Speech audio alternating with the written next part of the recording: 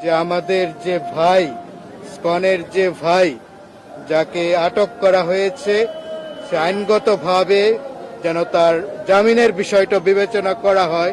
যদি আইনে পথ খোলা থাকে, তার জামিনের বিষয়টা যেন চিন্তা করা হয়, কারণ জামিন পাওয়া এটা আমাদের অধিকার।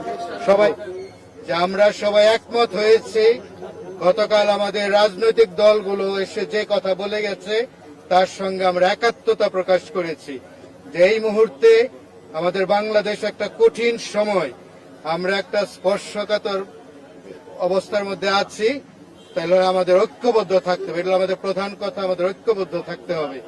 আরেকটা বিষয়, আমাদের হিন্দু ভাই বোনদের তাদের মনে এই ঘটনার পরিপ্রেক্ষিতে স্কনের ব্যাপারে তাদের মনে একটা ক্ষত, তাদের মনে একটা ক্ষোভ, তাদের মনে একটা কষ্ট।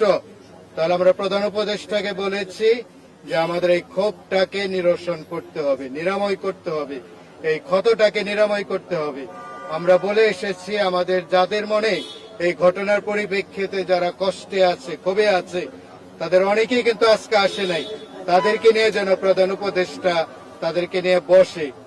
আরেকটা বিষয় আমাদের সিদ্ধান্ত হয়েছে, আমরা প্রধান উপদেষ্টাকে বলেছি যেন এই ধরনের একটা আন্তর্জাতিক এবং বাংলাদেশের জাতীয়, আমাদের বাংলাদেশে এই ধরনের একটা সংলাপের ব্যবস্থা করা হয়। সারা পৃথিবীর মিডিয়া যেন জানতে পারে যে বাংলাদেশের মানুষ তারা সম্প্রীতির মানুষ, তারা মিলেমিশে থাকে, তারা একসাথে পথ চলে। আরেকটা বিষয় বলা হয়েছে, আমাদের এই ঘটনার পরিপ্রেক্ষিতে আমাদের বাংলাদেশের প্রত্যেকটা মানুষ অনেক ধৈর্যের পরিচয় দিচ্ছে। যে আমাদের একজন অ্যাডভোকেট মারা গেছে, তারপরে ভারতীয় মিডিয়াতে অনেক রকমের, যদিও মেইন স্ট্রিমের মিডিয়াতে না, কিন্তু ছোটখাটো মিডিয়াতে অনেক উস্কানিমূলক কথা বলা হচ্ছে। কিন্তু আমরা বাংলাদেশের মানুষ, আমরা যে আসলে সম্প্রীতির মানুষ, যে আমরা অনেক ধৈর্যের পরিচয় দিয়েছি। তাই আমি আপনারা মিডিয়ার ভাইয়েরা আছেন, আমাদের সেই সম্প্রীতি আমরা যেন বজায় রাখতে পারি। বারবার এই সম্প্রীতি, এই অগ্রযাত্রাটা বাধাগ্রস্ত হয়েছে বর্তমানে যেমন হয়েছে।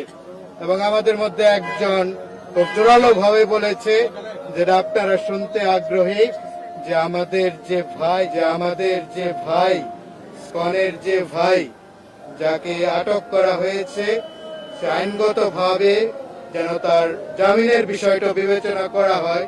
যদি আইনে পথ খোলা থাকে, তার জামিনের বিষয়টা যেন চিন্তা করা হয়, কারণ জামিন পাওয়া এটা আমাদের অধিকার। সবাই